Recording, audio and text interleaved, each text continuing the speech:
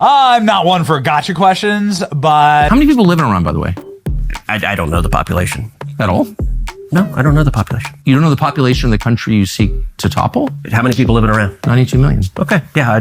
How could you not know that? I don't sit around memorizing population tables. Well, it's kind of relevant because you're calling for the overthrow of the government. Why is it relevant whether it's 90 million or 80 million or 100 million? Why is that relevant? Because if you don't know anything about the country... I didn't say I don't know anything about Okay, what's the ethnic mix of Iran? They are Persians and predominantly Shia. Okay, it's not even... You don't know anything about Iran, so okay, I am not the Tucker Carlson expert on Iran. You're a senator who's calling for the overthrow of the government. You're the one who don't know anything about the country. No, you don't know anything about the country. You're the one who claims they're not trying to murder Donald Trump. You're the I'm one not saying that. who can't figure out if it was a good idea to kill General Soleimani, and you said it was bad. You don't believe they're trying to murder Trump. Yes, I do. Because you're not calling for military strikes against them in retaliation. And if you really believe that... We're carrying out military strikes today. You said Israel was. Right, with our help. I said we. Israel is leading them, but we're supporting them. Well, you're breaking news here because the U.S. government last night denied, the National Security Council spokesman Alex Pfeiffer denied on behalf of Trump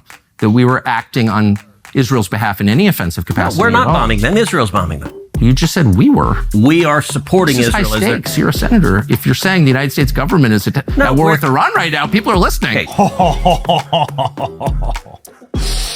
I don't think it's a gotcha question. I'm gonna make the principled argument on Tucker's behalf here that the reason why the population of Iran and the makeup of their people is so important is because of exactly what happened with neocon war pigs, Afghanistan, Iraq. We will be welcomed as liberators. Remember Dick Cheney said? And they will welcome as liberators the United States. What happened next? Jackass created ISIS. Then that bled over into Syria. And then what happened? Oh, that created the migrant crisis in Syria, where tens of millions of Syrian Muslims then were relocated to where? Not China, not Israel, not India. They were plunged deep into the hearts of Paris and London, Brussels, and you created a migrant crisis that, of course, is now going to lead to the total fall of Europe. 1,000 years after Europe had conquered Muslim armies and kicked them out of Europe, now they've been welcomed back thanks to American neocons. People are saying, wow, Tucker, how could you? Who cares? Trivia with Tucker. No, man, it's a great line of questioning